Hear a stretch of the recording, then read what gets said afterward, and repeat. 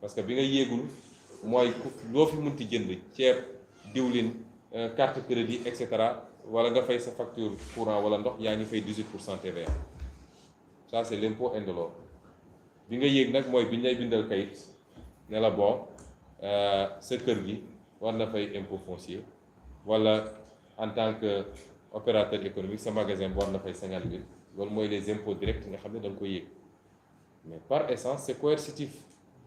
C'est pas laissé à la discrétion de chacun de dire bon damay fay wala du ma fay mais dañu bëgg njëkk a jiital communication ba nit ñi comprendre le sens et le pourquoi de ces impôts.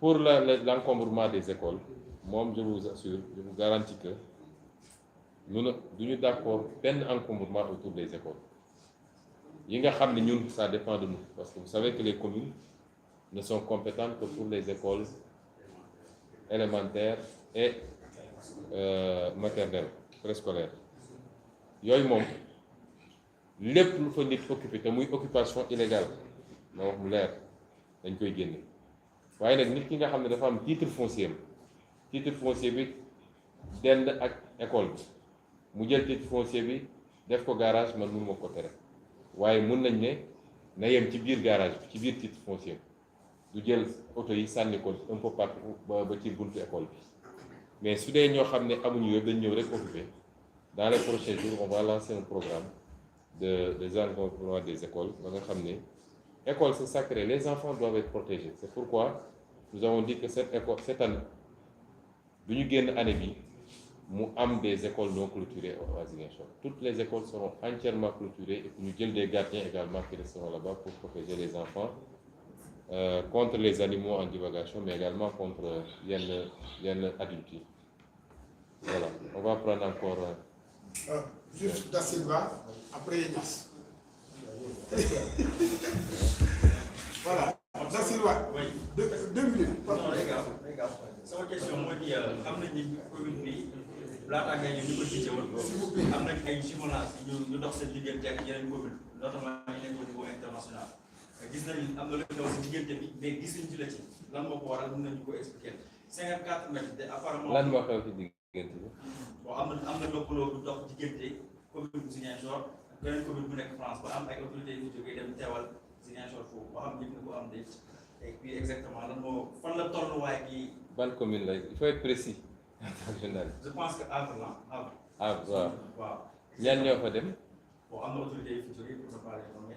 Ah si, il faut que ce soit précis. Donc je vous laisse après peut-être vérifier cela. Pour ne pas les nommer heurté quoi.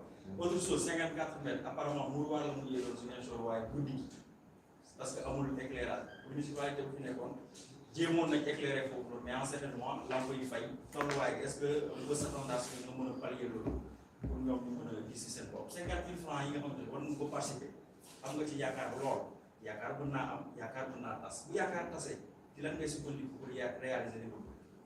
Yes. Voilà, merci, monsieur le maire. Je vous remercie d'abord de cette initiative.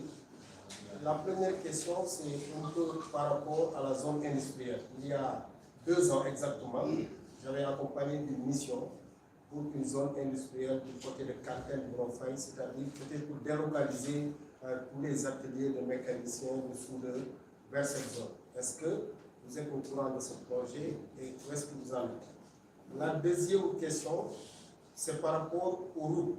Vous avez fait 8 mois.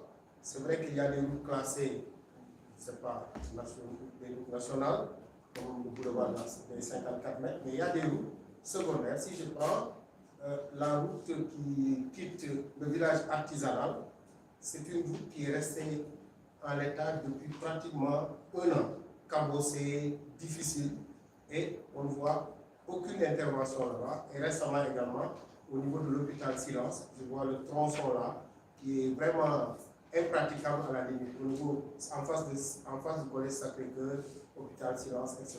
Bon, je ne sais pas, on nous dit souvent que c'est des routes classées au niveau national, etc. Est-ce que la mairie ne peut pas, pour certaines routes, certains axes routiers, essayer de colmater, réparer un tout petit peu, ne serait-ce que ces routes soient praticables?